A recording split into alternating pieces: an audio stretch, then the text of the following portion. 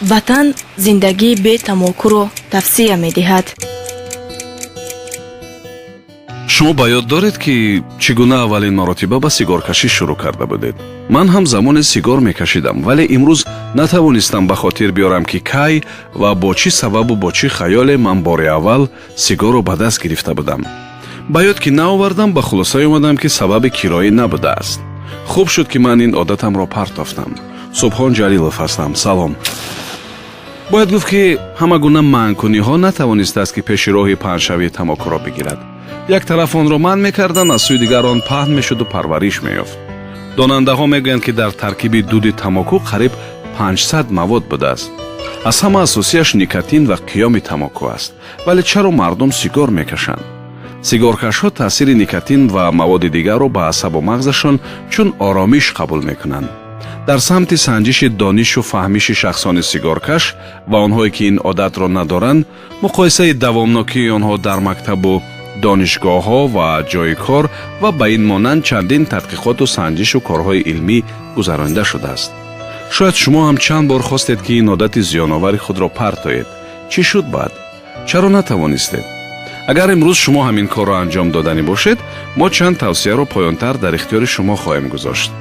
аҷобат ҳамин аст ки вақте шумо сигаркаширо бас мекунед, ҷисм яъне организм ҳам ба таври мустақим ба ҳамин ҷараён сар мекунад. бояд фикр накунед ки имрӯз агар тамокукаширо бас кардед, пагоҳ даррав ҷисматон тоза мешавад. ин тавр нест. барои фақат каме озодтару осодатар шудани шушҳо қариб 1 моҳ зарур мешудааст. дар ҳамин вақт мумкин аст ки шумо сулфаи бештар мекунед. дар мавриди аксулъамали ҷисм болотар гуфтем ку чӣ гуна дар 5 рӯз сигаркаширо бас кардан мумкин аст. ин усулро олимони амрикоӣ барои кайҳонавардони худашон фикр карда буданд. гӯш кунед. ним соат пештар аз вақти муқаррарӣ аз хоб бихезед ё бедор шавед. 2-3 истакон оби бегаз нӯшида обозӣ кунед. хӯроки саҳаратон бояд фақат мева ва нушобаҳои табиию тоза бошад. баъди ин ба шумо гимнастикаи нафасӣ лозим аст, то ҷои хумори сигаркашиятонро мешиканад. ҳар вақте ки хоҳиши сигор омад, нушобаҳои тозаву табиӣ бинӯшед. баъди нӯшидан боз машқҳои нафасиро анҷом бидиҳед. намунаи ин гуна машқҳоро аз интернет ёфтан мумкин аст. ягон кори ғайриоддӣ нест, фақат иродаи мустаҳкам лозим асту халос. ғизои мардуми сигаркаш бояд ҳамеша гӯшту моҳӣ ва маҳсулоти дигари баҳрӣ бошад. мегӯянд ки пайваста хӯрдани моҳӣ ва маҳсулоти баҳрӣ то ҷои зиёни тамокуро коҳиш медиҳад ва ба дил таъсири хуб мерасонад.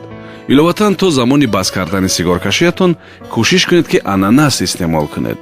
аз ҳама хубаш чипсҳои ананасии бешакар аст. ҳамин гуна пораҳои хушккардашудаи ананас аст ки маззаи хуб доранду фоидаи беш.